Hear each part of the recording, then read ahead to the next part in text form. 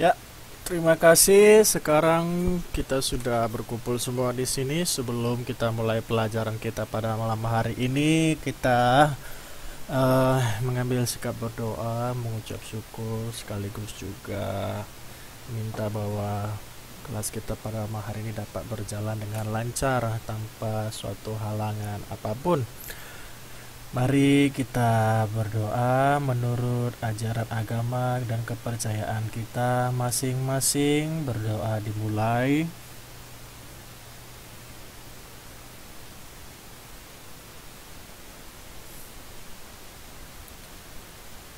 Berdoa selesai.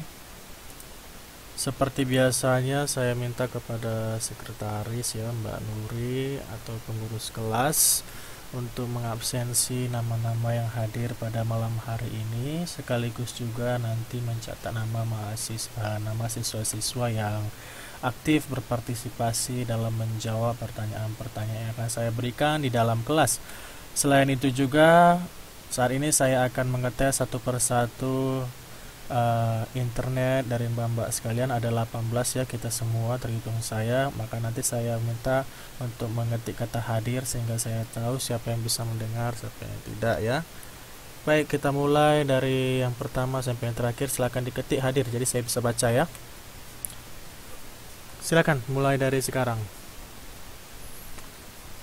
Ya, Mbak Siti hadir, Mbak Susanti hadir, Mbak Reni hadir, Mbak Amelia hadir, Mbak Luciani hadir, Mbak Rini hadir, Sintiani hadir, Widianti hadir, Yuli hadir, Vina hadir, Lili hadir, Gia hadir,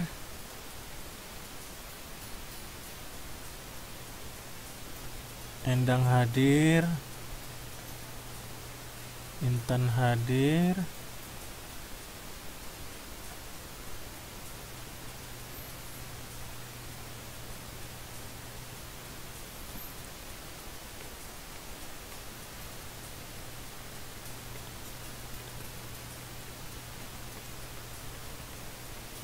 baru 13 orang ya.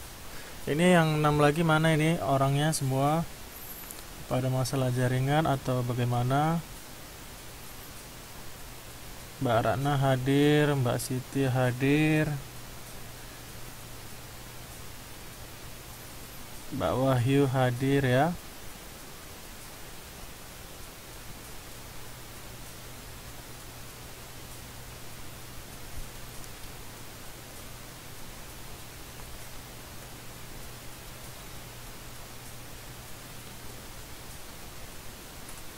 Satu lagi ya,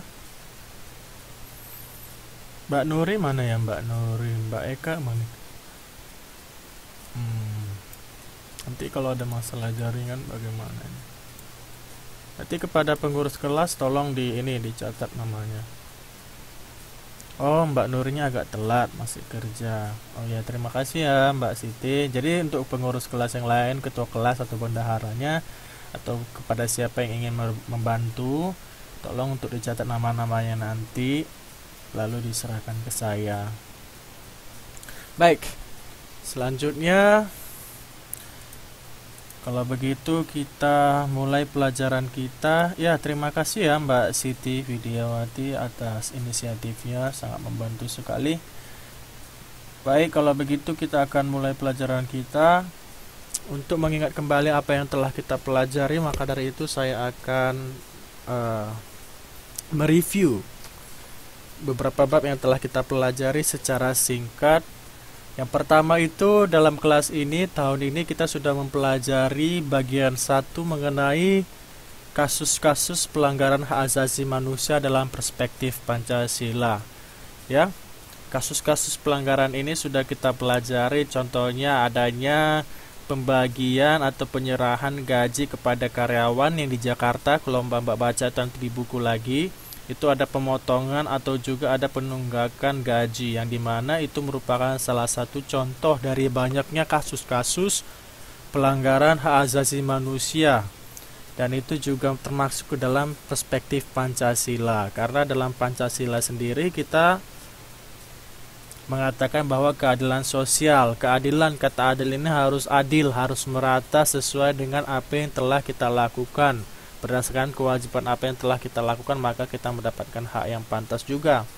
Juga kita sudah mempelajari tentang substansi atau poin-poin atau juga yang dimaksud dengan core atau inti dari hak asasi manusia dalam Pancasila. Ya, selamat datang Mbak Nuri ya. Nanti silakan bercakap dengan Mbak Siti ya. Tadi Mbak Siti sudah mau membantu untuk mengabsensi kelas kita. Baik, selanjutnya sekaligus saya mau menambahkan, nanti tolong dicatat nama siswa-siswa yang aktif dalam berpartisipasi dalam kelas kita nanti ya, setelah kelas kita selesai. Nah, balik lagi ke dalam materi kita. Upaya penyelesaiannya seperti apa? Upaya penyelesaiannya yaitu dengan cara melibatkan lembaga hukum. Lalu kita juga sudah mempelajari bab 2 tentang pengelolaan keuangan negara dan kekuasaan kehakiman. Ini sangat berhubungan nanti pelajarannya dengan kasus-kasus pelanggaran hak asasi manusia. Yang pertama itu adalah pengelolaan keuangan negara kesatuan Republik Indonesia. Kenapa negara kita ini harus mengelola keuangan? Sudah pasti, setiap negara memiliki namanya lembaga pengelolaan keuangan negara. Bagaimana mungkin kita tidak memiliki lembaga pengelolaan kalau kita ingin melakukan transaksi jual beli di dalam kehidupan sehari-hari? Dan nanti akan berhubungan dengan peran kita dalam dunia internasional dan akan berkaitan semua ini dengan keuangan. Baik, selanjutnya ya, semoga Mbak Eka sinyalnya dapat terjaga ya, stabil.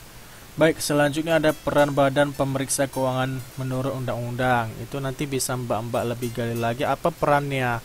Yang pertama tentunya adalah menjaga stabilitas nilai mata uang kita agar tidak terlalu rendah atau terintimidasi atau tertindas dari mata uang negara superpower ya.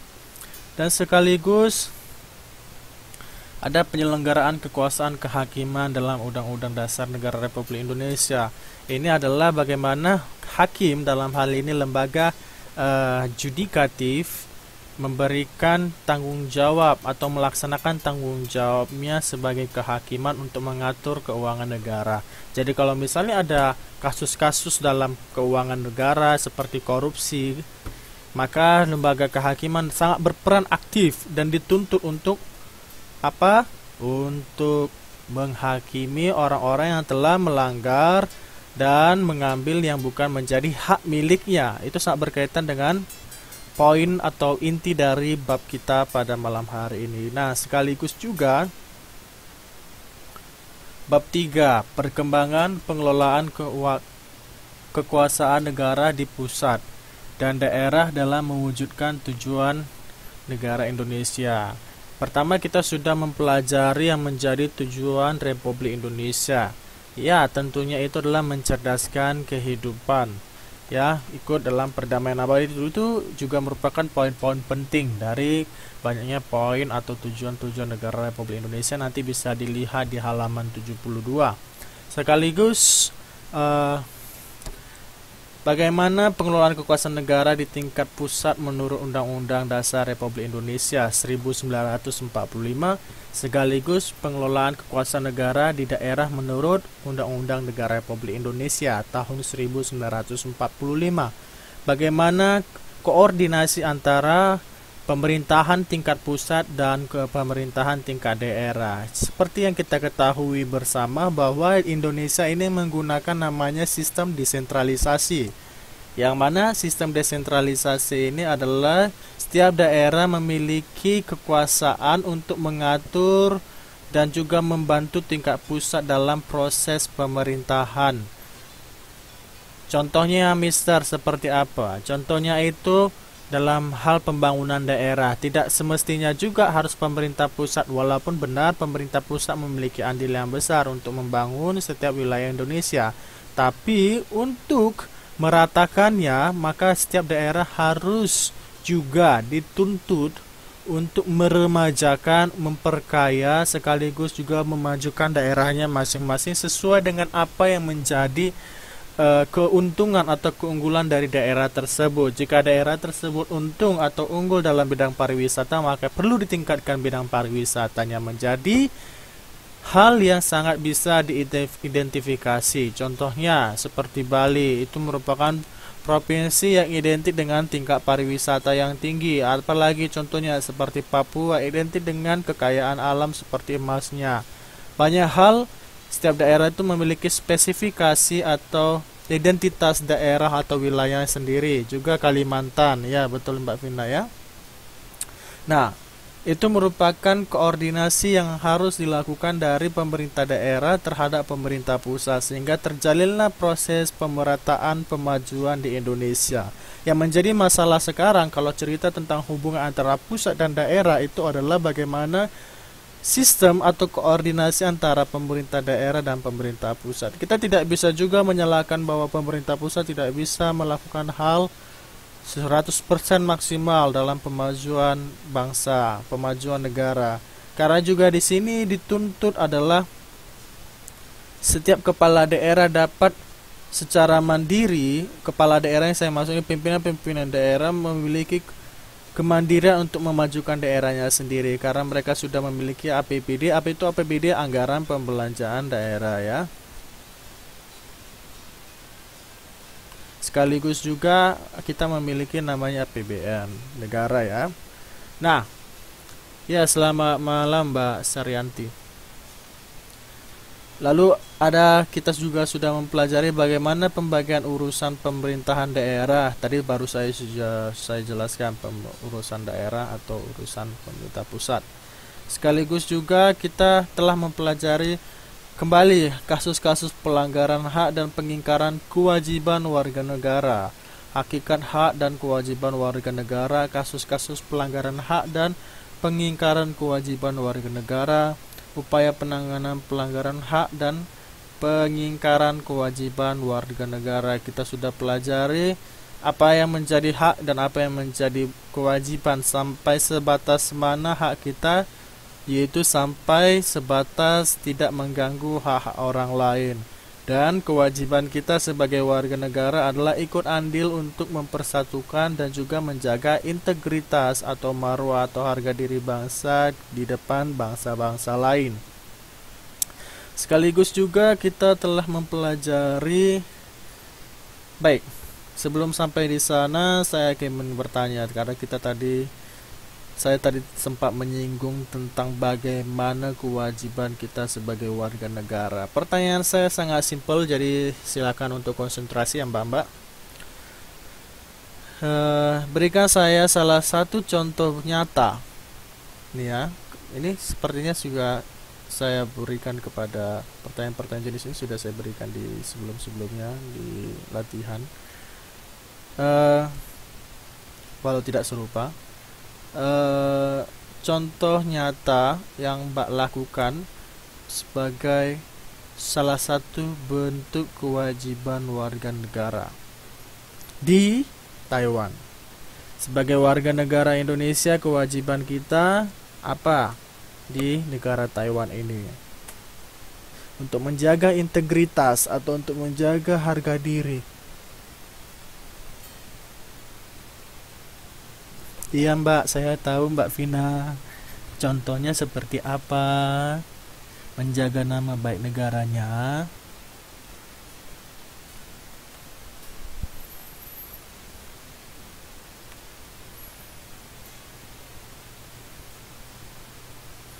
Mbak Susiani bilang tidak menjadi kaburan. Apa itu Mbak?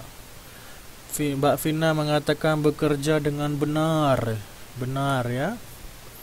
Mbak Gia, mematuhi undang-undang di negara setempat. Contohnya apa itu Mbak? Mbak Cynthia, menjaga nama baik Indonesia dengan berperilaku baik dengan majikan dan masyarakat Taiwan. Ya betul ya. Mematuhi peraturan yang berlaku. Itu tadi Mbak Cynthia ya, menjaga nama baik Indonesia. Mbak Endang, mematuhi peraturan yang berlaku. Ya, yang berlaku seperti apa? Mbak Rini juga mentaati peraturan yang berlaku. Ya, berlaku seperti apa? Mbak Rini bilang menjaga kehormatan negara kita dengan tidak melakukan kriminal atau menjadi kasus hukum di negara Taiwan. Ya, betul. Mentaati peraturan undang-undang Taiwan. Ya. Bersikap yang sopan santun kepada penduduk Taiwan. Ya, betul. Mbak Saryanti juga. Tadi pertanyaannya apa, Mister? Aduh. Ya, pertanyaannya tadi coba berikan salah satu contoh nyata bagaimana kita menjaga bagaimana kita melakukan kewajiban warga negara Indonesia di negara Taiwan. Baik, terima kasih ya sudah menjawab. Oh, ini Mbak Siti. Bekerja dengan baik dan beradab yang baik walau beda budaya dengan Indonesia. Oke, sip. Ada lagi yang lain? Kalau ada yang lain silakan diketik ya, nanti saya bacakan. Terima kasih sudah menjawab. Baik, sekarang kita lanjutkan. Kita juga telah mempelajari yang namanya peran Indonesia dalam hubungan internasional. Kenapa kita itu nanti ya.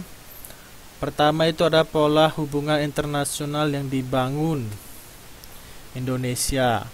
Mengapa Indonesia memiliki peran dalam hubungan internasional? Mbak Gia bilang tadi contohnya membuang sampah pada tempatnya. Iya, itu betul sekali. Berbicara, ini Mbak Gia ini bagus ini. Maksudnya mengingatkan saya. Ini saya sebentar lagi waktunya hanya 6 bulan di sini. Kurang dari 6 bulan sebenarnya. Hanya 1 semester. Nanti saya di bulan Juni kemungkinan akan balik ke Indonesia karena saya akan wisuda. Dan ini tahun-tahun terakhir saya. Sebenarnya saya amat sedih, tapi di satu sisi juga saya terasa senang karena halo, bisa dengar suara saya Mbak Reni? Oh, jelas kata yang kawan-kawan yang lain.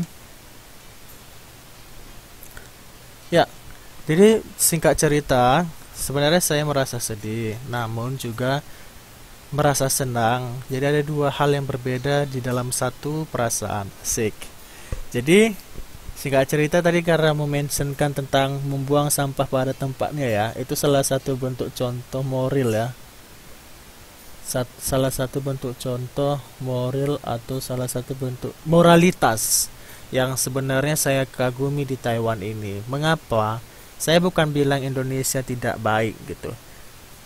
Indonesia ini sebenarnya sangat baik sekali. Yang membedakan antara Indonesia dan Taiwan ini tingkat kesadaran masyarakatnya yang sangat berbeda. Salah satu contoh nyata, saya sudah memikirkan, walaupun saya belum balik ke Indonesia, saya sudah bisa memikirkan apa yang akan terjadi ketika saya akan kembali ke Indonesia. Dari segi tingkat kesadaran. Yang pertama saya akan hadapi adalah tingkat pola masyarakat atau tindakan-tindakan kebiasaan masyarakat.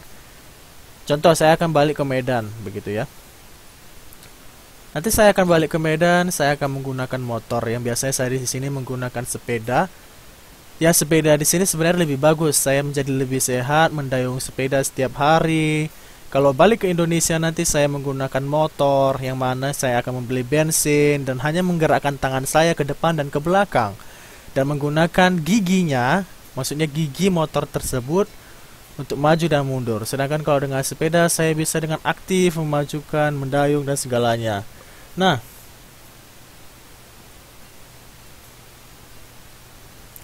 lalu selanjutnya setelah itu saya berpikir akan menghadapi namanya kemacetan.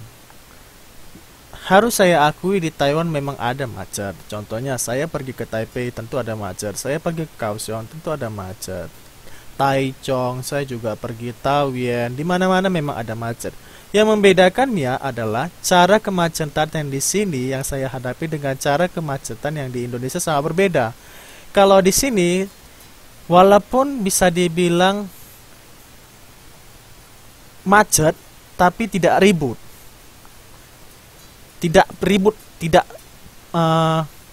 Tingkat keparahan dalam ributnya kemacetan itu sangat jauh berbeda di Indonesia. Kalau di Indonesia saja, saya tidak usah bilang Jakarta, saya sudah pernah ke Jakarta. Hanya tingkat provinsi saja, aduh, peningnya keteteran, benar sekali. Mana-mana angkot, titit, nah, belum lagi bus, titit, belum lagi kendaraan pribadi, belum lagi yang punya motor. Aduh, seolah-olah itu jalan kerajaan semua yang punya ya. Nah, seperti itu. Apalagi contohnya sampah, hal-hal yang kecil. Mana-mana kita akan melihat sampah berteteran di mana-mana. Kalau di sini walaupun adalah sedikit-sedikit sampah di jalanan itu terlihat, tapi paling tidak tingkat kesadaran masyarakat ketika ada pemungutan sampah, mobil-mobil pemungutan sampah, truk-truk pemungutan sampah, masyarakat di sini sangat cepat dan lugas. Dengan bunyi tari-tarian, dengan bunyinya telolet-telolet gitu kan. Mereka masyarakat di sini memiliki tingkat kesadaran untuk namanya membuang sampah. Itu yang saya kagumi. Itu yang paling saya kagumi dari tingkat kesadaran masyarakat itu. Sangat tinggi sekali. Mereka memiliki cara kehidupan yang bisa saya katakan cukup bersih dibandingkan Indonesia. Walaupun kita juga harus mengetahui tidak mungkin semua masyarakat Indonesia seperti itu. Tapi membandingkan dengan populasi warga Indonesia 250 juta orang, lebih banyak yang masih kita butuh untuk bagaimana saya katakan, menyadarkan bahwa kesadaran masyarakat itu lebih penting. Kita selalu mengotot pemerintah, tapi kita juga tidak pernah berpikir bagaimana dengan orang-orang yang ada di bawah. Maksud saya masyarakat. Masyarakat ini memiliki peran yang penting, makanya tadi dikatakan peran Indonesia dalam hubungan internasional. Peran Indonesia di sini bukan hanya pemerintahannya, tapi warganya. Coba kita lihat. Saya tanya kepada mbak-mbak sekalian, ini kita renungkan kembali ya. Pertama kali kita tiba di Taiwan, pasti kita akan merasa terkagum-kagum kan. Kenapa saya bisa memastikan? Karena contoh buktinya itu saya sendiri begitu. Saya merasa terkagum-kagum. Oh, seperti ini Taiwan begitu. Terlepas mereka bilang itu individual atau apa bagaimana, yang saya kagumi adalah tingkat kesadarannya. Tingkat kematangan, kedewasaan berpikir orang Taiwan itu sangat-sangat jauh. Terlepas mereka mungkin dibilang egois atau segala macam, itu terlepas pengalaman pribadi, tapi bukti nyata yang saya hadapi adalah mereka memiliki tingkat kesadaran yang tinggi dan tingkat kepedulian yang tinggi. Ya.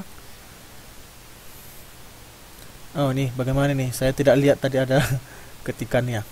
Nah, nih saya baca dulu ya, Mbak. Kata Mbak Siti, merokok juga ketat, ada ruangan tersendiri sehingga polusi di Taiwan baik katanya. Ya, selamat malam Mbak Susi. Ya. Mbak R, apa nih Mbak R? Saya keluar terus masuk lagi, ketik namanya nggak lengkap, keburu loading. Wah kakak. Iya, saya juga nggak tahu ini R siapa. Oh, Reni, it's me katanya. Klakson. Ya, klaksonnya kalau Indo itu sangat wah fantastis.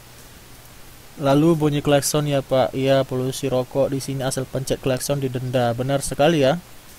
Begitu juga di Malaysia. Saya kemarin pergi ke Malaysia. Sangat jarang saya dengar ada klakson. Jika ada orang klakson itu mungkin itu intinya sudah sangat marah. Ketika orang membunyikan klakson, saya pikir orang-orang di sini juga ketika membunyikan klakson akan berpikir bahwa dia sudah sangat emosi. Tapi kalau di Indonesia orang membunyikan klakson ya biasa aja gitu. Makin gak dibunyikan ya makin gak tahu, orang dipikir itu ada orang belakang atau nggak tahu gitu kan. Tapi kalau di Taiwan ini sangat berbeda begitu. Lalu Mbak Nuri bilang dia juga Taiwan tidak mempunyai agama, sebagian penduduk sangat menghormati, tidak meributkan tentang agama. Ya itu tadi Mbak, karena saya pikir tingkat kesadaran mereka itu lebih tinggi di antara kita ya. Kita tidak berbicara tentang pelajarannya, kita tidak berbicara tentang apa yang sudah ada di Indonesia, tapi mengagumi, artinya tingkat kesadaran mereka itu memang betul-betul lebih tinggi karena mereka memiliki kualitas pendidikan dan masyarakatnya juga mau untuk diatur begitu.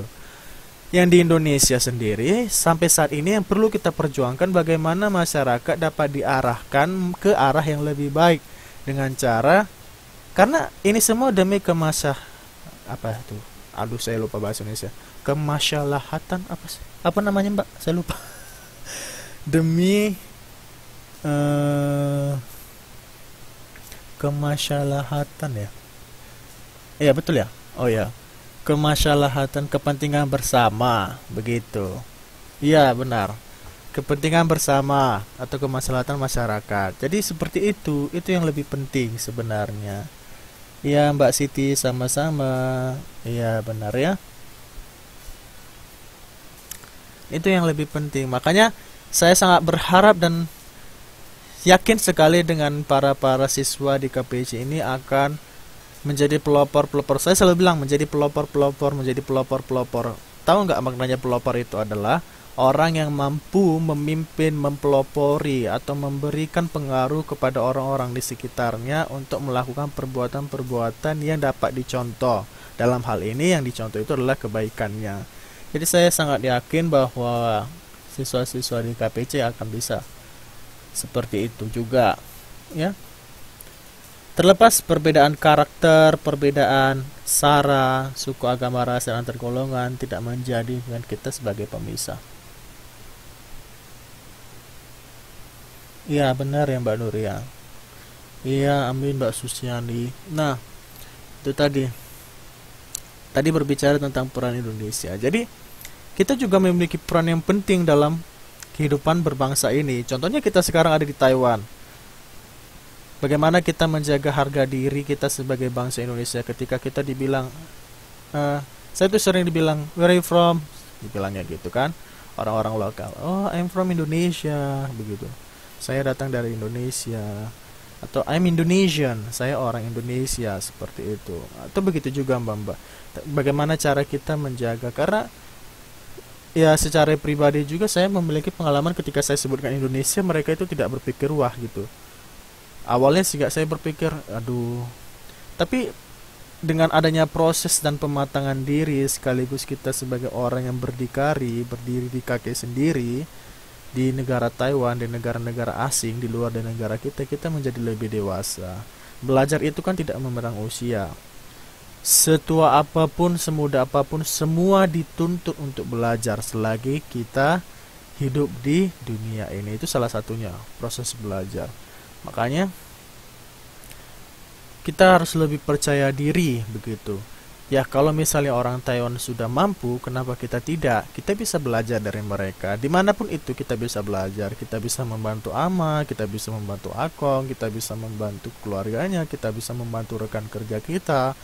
Kita bisa membantu ya rekan sejawat kita, rekan kerja kita, sepaner kita, satu akademik kita di KPC, dimanapun berada kita tetap menjaga namanya tali silaturahmi sebagai anak-anak Indonesia, seperti itu.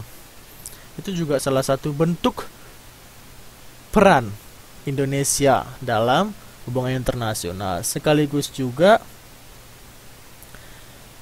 secara non formal ya yang saya katakan. Secara formalnya tentu saja adanya yang namanya diplomasi, adanya namanya bilateral, multilateral, kerjasama dengan PBB, kerjasama dengan pemerintahan. Apa tadi itu bilateral? Kita sudah belajar ya. Kalau bilateral itu adalah hubungan kerja antara satu negara dengan negara lain. Contohnya seperti Indonesia dan Taiwan. Contohnya seperti Indonesia dan Malaysia, Indonesia dengan Filipina, Indonesia dengan Republik Rakyat Cina. Begitu ya. Lalu selanjutnya multilateral itu seperti PBB, ASEAN dan sebagainya, OPEC, OKI. Itu juga dalam bentuk organisasi-organisasi internasional dan begitu juga peran-peran Indonesianya ada di situ. Ini sangat menarik. Lalu selanjutnya kita mempelajari strategi ya. Ya benar ya. Ukraina juga kata Mbak Saryanti.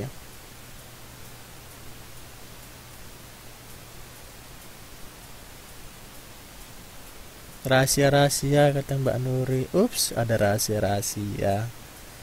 Mbak Siti kepo katanya. Oh, saya bilang.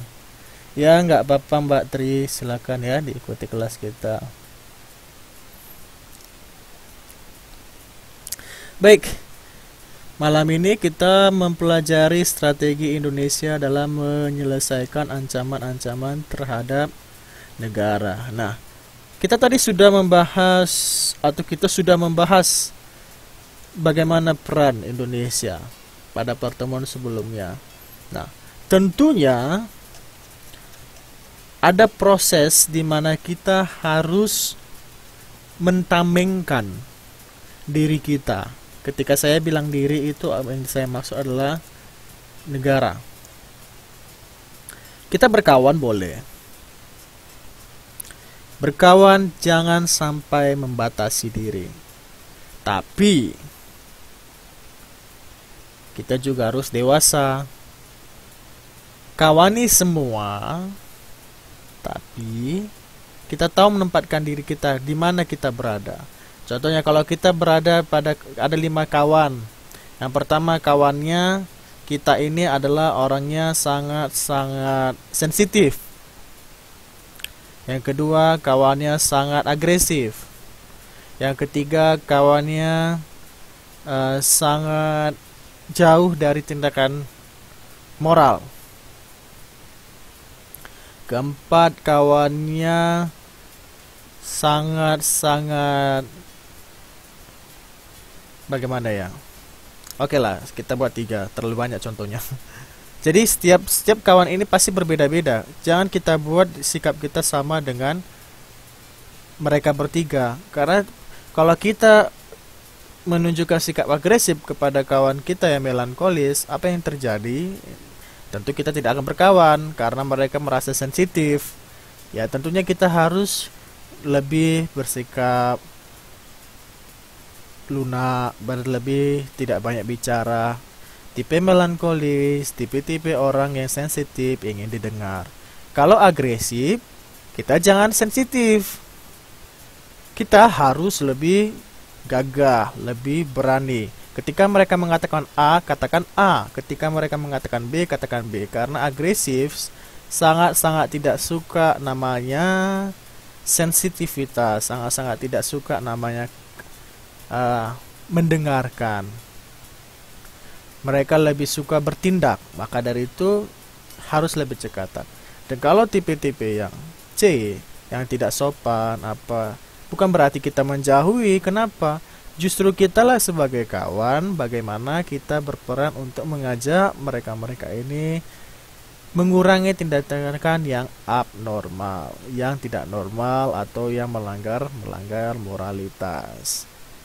Tapi jangan terlalu sering bergaul. Artinya kita juga tahu menempatkan diri kita. Oke, saat ini kita berikanlah waktu. Nah, apa tujuan saya mengatakan itu? Karena kita harus memiliki strategi. Itu tadi. Kita juga harus memiliki strategi dalam berkawan. Itulah contohnya bagaimana kita memilih teman internasional. Sebagai bangsa Indonesia ini, sebagai negara Indonesia, kita harus betul-betul strategis. Makanya kita ketika membaca berita atau menonton berita di televisi, kita harus betul-betul lebih peka dan kritis membaca berita. Jangan kita langsung sensitif begitu kan. Misalnya Indonesia bekerja sama dengan US begitu kan. Oh, jangan gini tanpa kita tahu latar belakangnya seperti apa. Kenapa pemerintahan kita mau bekerja sama dengan US seperti itu?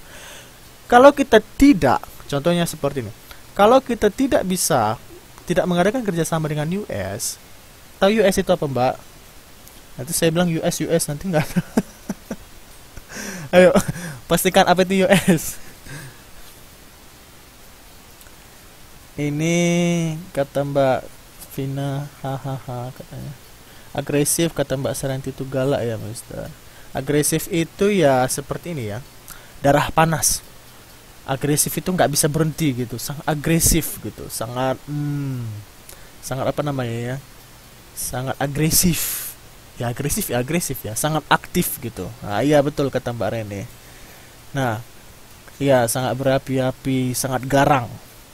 Garang bukan berarti negatif ya Mbak, garang ini ya sangat aktif gitu, nggak bisa diam gitu. Tapi nggak bisa diam itu juga bukan dibilang agresif gitu. Agresif itu ya sifatnya gitu, agresif gitu. Maunya menyerang gitu, nggak kalau kekalahan itu nggak bisa diterima. Nah, itu tipe-tipe agresif. Ini ya kalau melankolis ya bisa ditanyakan kepada Mbak Gia ya, karena Mbak Gia mengakuinya.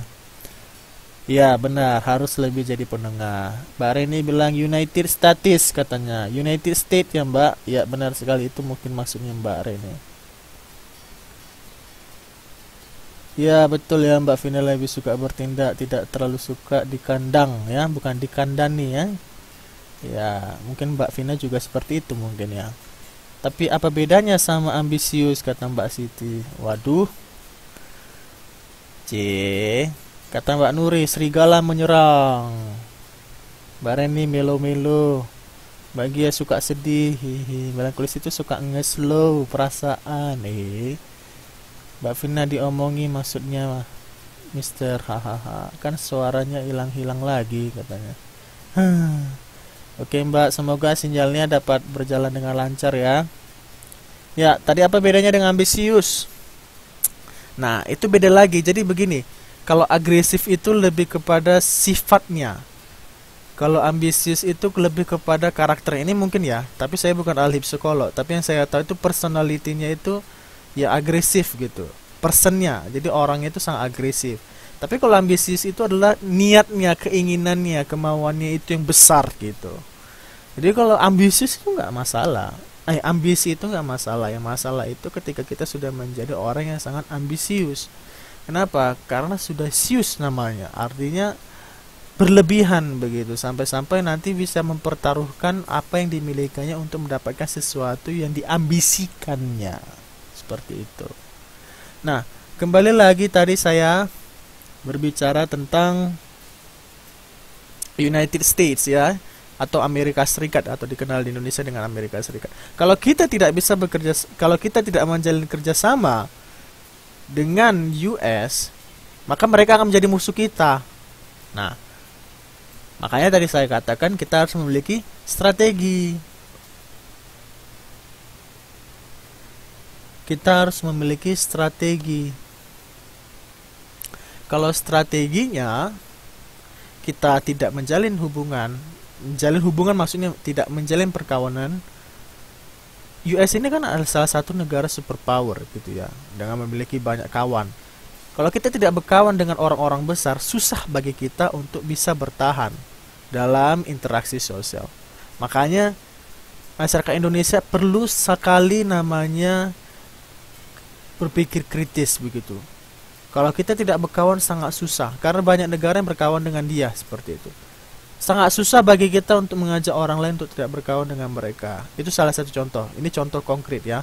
Maka dari itu kalau kita pengen juga memiliki kawan yang banyak tanpa juga harus berkawan dengan dia misalnya begitu, ya kita harus menunjukkan kita bahwa negara kita itu negara yang kuat. Dengan cara apa? Bukan hanya ngomong, tapi dengan cara meningkatkan namanya pendidikan, ekonomi, keamanan, sekaligus juga tingkat kesadaran masyarakat yang tinggi. Baru kita bisa mengatakan bahwa kita tidak perlu berkawan. Tapi selagi kita masih di bawah, maka dari itu kita harus memiliki namanya strategi.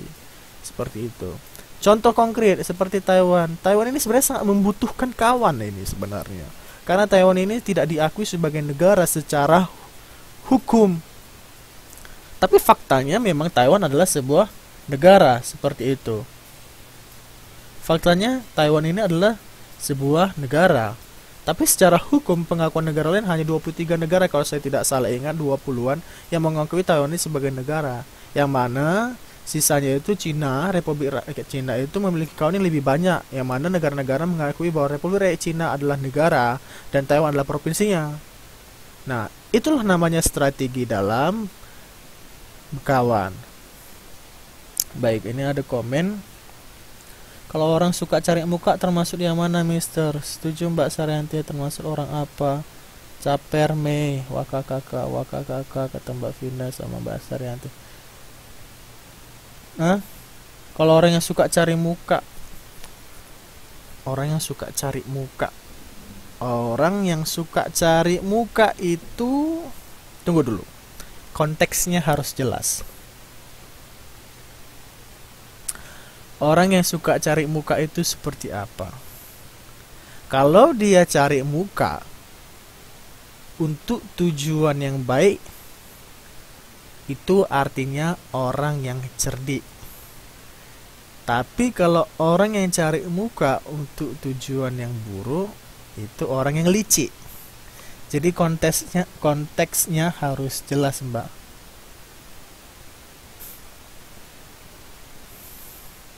Begitu. Bagaimana nih, Mbak Susi belum punya muka mungkin, makanya dicari-cari. Mbak Mili udah punya muka, mau cari lagi. Hahaha. Bukannya semua dilahirkan dengan satu muka. Mbak Siti sip banget katanya. Besok cari muka lah katanya. Jadi cari muka itu istilahnya bagaimana ya? Muka. Saya sering dengar kata muka. Biasanya kata-kata muka ini akan muncul ketika ada seseorang yang kelihatan seperti cari muka di hadapan orang lain, sementara kita tidak tahu tujuan orientasinya orang tersebut apakah betul cari muka atau enggak. Orang-orang yang cerdik biasanya akan menunjukkan keahliannya di depan orang banyak. Orang-orang yang licik juga akan bersamaan akan menunjukkan kelicikannya di depan orang banyak. Yang membedakan antara orang cerdik dan licik ini adalah tujuannya dan dampak yang dihasilkan. Kalau orang cerdik akan menghasilkan nampaknya dampak positif kepada orang-orang di lingkungan sekitarnya. Contohnya, dia akan melakukan pekerjaan yang lebih banyak di depan orang banyak bukan karena dia sendiri ingin memamerkan keahliannya atau mendapatkan perhatian dari orang banyak, tetapi karena ingin membantu orang-orang di sekitarnya dengan melihat kapabilitas kemampuan dia di antara orang-orang banyak, tanpa meragukan atau meremehkan orang-orang banyak tersebut.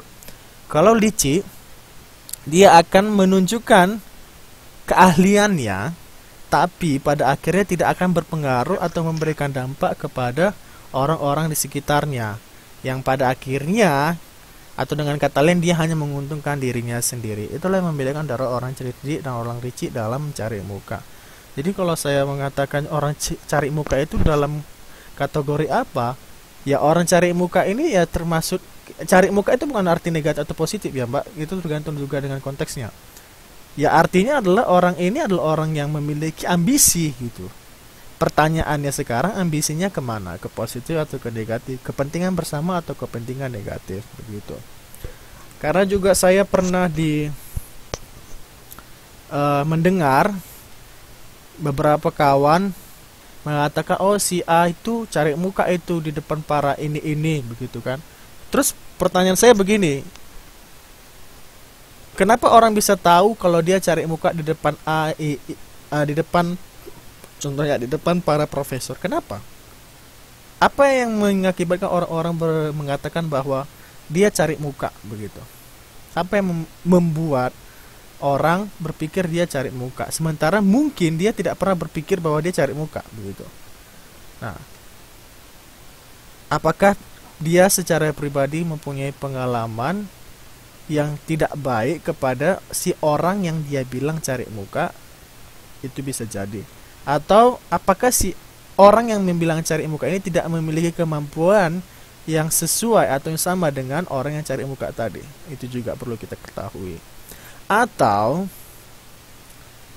hal itu timbul saja secara pribadi, muncul tanpa adanya pengalaman berbicara dengan dia, dan juga tanpa ada namanya nilai keraguan meragukan dirinya. Jadi banyak hal sebagai seorang researcher, seorang peneliti, kita harus banyak hal bertanya apakah itu betul atau sehingga kita bisa menjawab. Tapi kalau ditanya bagaimana dengan personalitinya, sifatnya, maka akan saya jawab bahwa dia adalah orang-orang yang memiliki ambisi, memiliki kemauan, memiliki niat.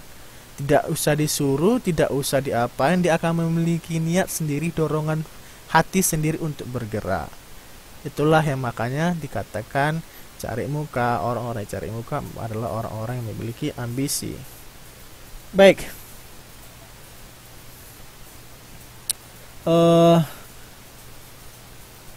Jadi orang cari muka dengan hal tujuan agar dipuji dengan tujuan pamer. Berarti tidak semua bersifat negatif ya Mister. Nggak nyindir kok, cuma lagi tanya Mister tadi kan jelasin soal melankolis gitu. Jadi tanya, iya Mbak, saya tadi nggak ada bilang nyindir ya. Lalu karena perilaku di saat tersebut berbeda dengan biasanya, biasa dikira cari muka. Di dunia ini ditakdirkan berpasang-pasangan, ada negatif posisi yang malang dan benar gitu. Vina, di dunia ini ditakdirkan perpasangan, ada negatif, ada posisi siang dan malam dan lain-lain. Benar tidak Mister? Hehehe. Ya benar ya, ada negatif ada positif, jadi ada titik keseimbangan kalau berbicara tentang keseimbangan ya. Kalau menurut saya kadang-kadang seorang tidak memiliki kemampuan yang sama dengan yang lain, makanya dia berambisius. Banyak tanya atau komentar. Pak Intan, ada yang ngerasa mungkin Mbak Susi lebih tenang itu indah, positive thinking. Wow, ini sangat ini ya, sepertinya kalau berdasarkan observasi saya ini ada sesuatu di sini. Sangat membara ketika berbicara antara cari muka dan tidak ini. Wah, ada apa ini? Mbak Susiani bertanya, ada apakah? Mari kita kupas, setajam silet katanya.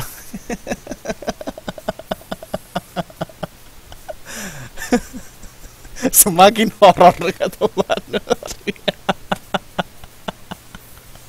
Setajam pisau. Mbak Saryanti, saya nggak ada yang bisa.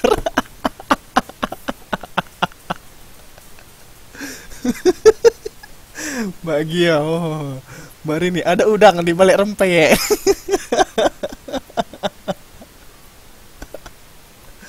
Satenya 20 tusuk katanya.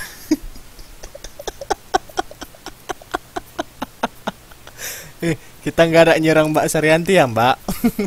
Aduh, banyak kompor nih. Bahaya.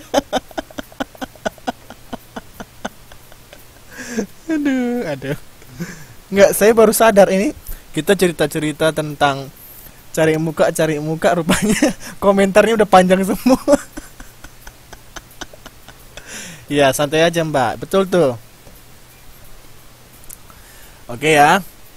Karena saya terkejut tadi ini panjang-panjang semua komentarnya, ada apa ini? Jadi saya mau observasi ini semua.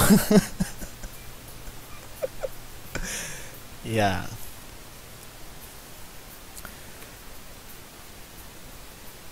Pinter kata Mbak Susi. Baik.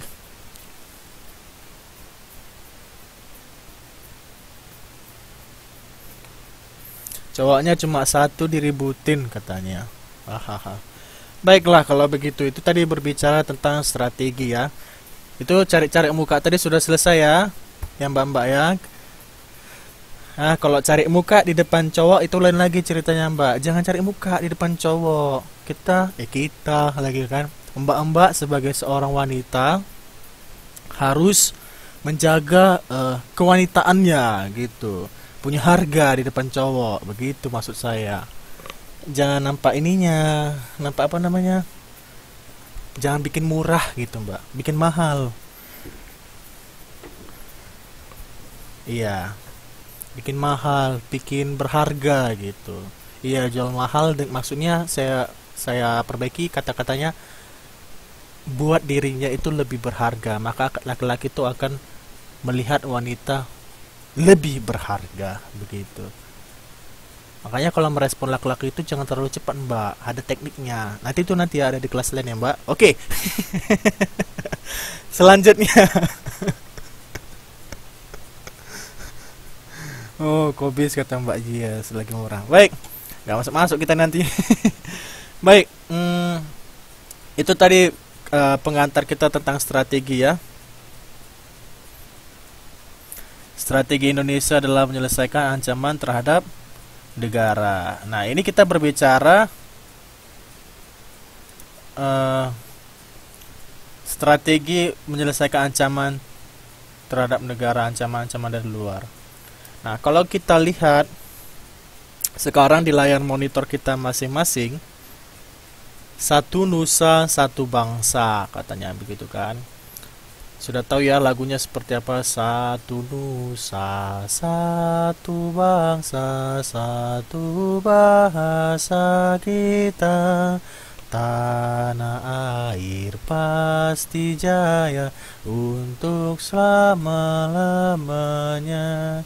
Indonesia pusaka, Indonesia tercinta, nusa bangsa dan bahasa kita bela bersama. Nah, ini lagunya kalau kita hayati bersama-sama, karya Liberty Manik ini sangat memiliki pesan-pesan yang mendalam. satu nusa, satu bangsa. Kita memiliki bangsa yang sama. Kita memiliki negara yang sama. Perasaan apa yang disampaikan dalam lagu ini? Pesan apa yang disampaikan dalam lagu ini? Itu bisa kita jawab sendiri ya. Dan untuk lebih lengkapnya bisa kita lihat nanti di halaman 179. Nah, bagaimana perasaan kita ketika mendengarkan lagu tersebut? Sudahkah kita memberikan yang terbaik kepada bangsa kita? Tidak usah jauh-jauh, kepada keluarga kita, kepada sanak saudara kita. Sudahkah kita memberikan yang terbaik? Sudahkah kita melakukan yang terbaik kepada orang-orang yang di sekitar kita pada saat ini di Taiwan? Sudahkah kita melakukan yang terbaik? Sudahkah kita melaksanakan apa yang menjadi kewajiban kita secara baik? Itu yang perlu kita renungkan bersama. Baik, selanjutnya adalah strategi mengatasi. Mbak Susiani bilang nyanyi sendiri-sendiri, ikuti Mr. Ganda katanya. Ya. Baik, ya Mbak, kita lanjutkan. Strategi mengatasi berbagai ancaman dalam membangun persatuan dan kesatuan bangsa Indonesia. Strategi mengatasi berbagai ancaman dalam membangun persatuan dan kesatuan bangsa Indonesia. Kalau kita lihat pada pasal 30 ayat 2, di sana mengatakan bahwa strategi menghadapi ancaman militer, yaitu memberikan gambaran bahwa strategi pertahanan dan keamanan negara untuk mengatasi berbagai ancaman militer dilaksanakan dengan menggunakan sistem pertahanan dan keamanan rakyat semesta, atau dengan singkatnya Sinhar Kamrata. Sistem pertahanan dan keamanan rakyat semesta pada hakikatnya merupakan segala upaya menjaga pertahanan dan keamanan negara yang seluruh rakyat dan segenap sumber daya nasional, sarana dan prasarana nasional, serta seluruh wilayah negara merupakan satu kesatuan pertahanan yang utuh dan menyeluruh. Dengan kata lain, penyelenggaraan Sinhan Kamrata didasarkan pada kesadaran akan hak dan kewajiban seluruh warga negara serta keyakinan akan kekuatan sendiri untuk mempertahankan kelangsungan hidup bangsa dan negara Indonesia merdeka, bersatu, berdaulat, adil dan makmur. Sistem pertahanan ini dan sistem keamanan ini bersifat semesta. Contohnya, kerakyatan. Kenapa kerakyatan? Ini berorientasi pada pertahanan dan keamanan negara yang diabdikan oleh kepentingan dan untuk kepentingan seluruh rakyat. Lalu selanjutnya kesemestaan, yaitu seluruh sumber daya nasional didayagunakan bagi upaya pertahanan. Selanjutnya juga kewilayahan, yaitu gelar kekuatan pertahanan dilaksanakan secara menyebar di seluruh wilayah negara kesatuan Republik Indonesia, yaitu dengan kondisi geografis sebagai negara kepulauan. Contoh bukti nyatanya,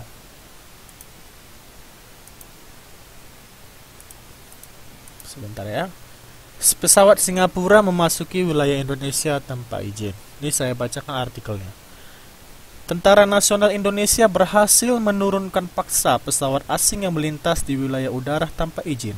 Kepala Pusat Peperangan TNI Mayor Jenderal Muhammad Fuad Basyah mengatakan pesawat latih Singapura Beechcraft 9L bernomor registrasi Singapura EFH-PKF lebih dulu masuk ke wilayah Malaysia sebelum diturunkan di Indonesia.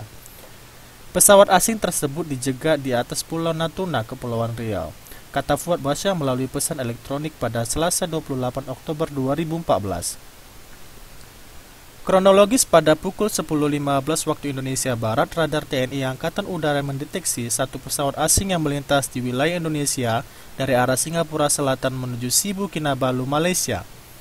Pesawat TNI AU mengejar pesawat Singapura itu dengan mengerahkan dua flankers call sign Klewang Flight terdiri atas TS-3008 dengan pilot Letnan Kolonel penerbangan Tambutu dan Kapten Penerbangan Fauji serta TS-2704 dengan penerbangan Kapten Penerbangan Gusti. Keduanya lepas landas dari Batam menuju sasaran, namun saat dikejar, pesawat terbang asing sipil tersebut telah memasuki wilayah udara Malaysia, kata Fuad Basha.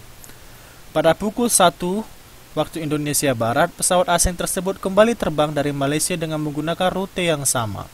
Penerbangan pesawat asing itu ditangkap oleh radar Komando Sektor Pertahanan Udara Nasional 1 pada posisi di Pontianak Utara.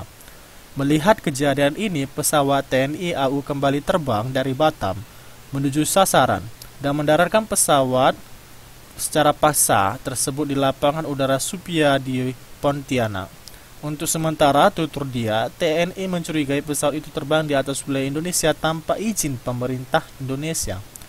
Pesawat Singapura itu terbang pada ketinggian sekitar 20.000 dari permukaan laut dengan kecepatan 250-350 knot per jam. Pesawat tersebut selanjutnya dicegat dua Sukhoi Su-2730 MKI Flankers di atas perairan laut Cina Selatan, Natuna, Kepulauan Riau. Nah, bagaimana proses penanganannya? Makanya tadi saya katakan, kita berkawan boleh, tapi kita harus juga menunjukkan bahwa kita adalah tuan di tanah kita sendiri. Meskipun kita bangsa yang tidak segitu majunya dengan Singapura, tapi kita harus menunjukkan bahwa kita memiliki namanya integritas, atau kita memiliki namanya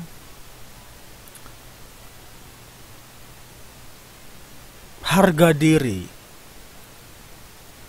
Bagaimana mungkin ada orang luar, ini contoh, bagaimana mungkin ada orang luar yang memang kita tahu, kita kenal, dia kawan kita, tapi datang ke rumah kita, masuk seenaknya, keluar seenaknya, masuk lagi seenaknya, keluar lagi seenaknya, tanpa izin, tanpa mengetok pintu, tanpa bertanya, halo apa kabarmu, sudah makan, saya ini membawa ini, begitu. Ya, namanya juga bercerita, berkomunikasi, membangun silaturahmi, membangun namanya persahabatan satu dengan lainnya. Kalau memang betul kita berkawan yang baik, tapi ada juga terkadang kawan-kawan yang memang harus kita ingatkan. Singapura itu tidak musuh, Singapura itu adalah kawan karena dia merupakan satu negara yang ada di regionalnya Asia Tenggara. Tapi di satu sisi juga Singapura harus mematuhi yang namanya peraturan di negara kita. Contohnya adalah kita mempunyai wilayah sendiri. Ketika mereka ingin melewati wilayah atau paling tidak hanya memutar-mutar pesawatnya, mereka perlu untuk meminta izin. Karena Indonesia ini bukan tanah kosong, Indonesia juga merupakan tanah yang ada penduduknya dan ada sistem pemerintahannya, yang ada juga hukumnya. Begitu juga sebaliknya, Indonesia tidak boleh masuk ke wilayah yang bukan negaranya tanpa seizinnya, terbang sembarangan, ya, seperti itu. Ini memang sudah menjadi rahasia umum, tapi perlu saya tegaskan siapapun itu, dan juga kepada diri saya dan keluarga saya. Salah satu bentuk contoh yang pernah saya dengar selama saya dulu pergi ke Malaysia, ada pemutihan. Itu tahu mbak tuh maksudnya pemutihan? Pemutihan itu adalah pemutihan kepada warga-warga ilegal. Jadi kepada warga-warga ilegal, salah satunya warga Indonesia yang ilegal, akan diputihkan, tidak diberi hukuman, tapi akan dikembalikan ke Indonesia. Kenapa? Lebih baik diputihkan daripada dikena hukuman. Kalau dikena hukuman, kita tidak akan kembali lagi. Ini sudah pernah kita diskusikan juga waktu S1, waktu saya studi kuliah di Indonesia. Memang sangat berat sekali ketika kita harus menunjukkan kesalahan itu terhadap warga Indonesia sendiri. Sangat berat rasanya. Tapi itu kenyataan karena kita harus mematuhi hukum. Ada memang beberapa informasi yang mengatakan bahwa para pahlawan visa Indonesia yang sedang bekerja di luar negeri mereka menghadapi tantangan-tantangan berat, contohnya seperti di Malaysia. Mereka mendapatkan namanya majikan-majikan yang kurang manusiawi, yang pada akhirnya mereka disiksa begitu beratnya. Itu memang harus kita bela, karena mereka juga memiliki dan mematuhi peraturan. Contohnya mereka tidak ilegal, mereka memiliki dokumen, mereka melalui agen yang resmi seperti itu. Tapi ada juga orang-orang oknum ya, pelaku-pelaku yang sebenarnya sudah masa aktifnya sudah habis gitu, ya ilegal begitu. Nah, bagaimana bisa negara bisa menjamin bahwa mereka akan aman di sana, sementara mereka sendiri membuat diri mereka tidak terbebas dari hukuman? Itu yang perlu kita ingatkan bersama kembali, bahwa kita memang benar tuntutan hidup itu sangat berat. Apapun ceritanya, jika saya ditanya, saya akan sangat sulit menjawab. Tapi akan saya usahakan serealistis mungkin. Daripada saya disiksa dengan perbuatan saya dan akhirnya menyiksakan keluarga saya, lebih baik saya tersiksa di dalam negeri. Tapi itu kembali keputusan orang masing-masing, apakah dia akan pergi secara ilegal atau tidak. Tapi kalau saya mengatakan, apapun ceritanya, semoga apa yang saya katakan saya ingat sampai akhir hayat, bahwa saya tidak akan merugikan orang lain, bukan hanya diri saya. Karena kehidupan saya bukan hanya tentang diri saya, tapi kehidupan saya juga berkaitan dengan orang lain, termasuk keluarga. Nah, itu kan kita sudah melanggar peraturan kan? Kita sudah masuk ke rumah orang dengan sembarangan, apapun, meskipun kita kerja di sana, tapi kita itu nggak resmi begitu. Itu yang sangat berat sekali. Saya tidak bermaksud menyinggung, tapi saya percaya di sini tidak ada yang seperti itu. Sampai saat ini saya mendengar, dan mudah-mudahan sampai seterusnya tidak ada.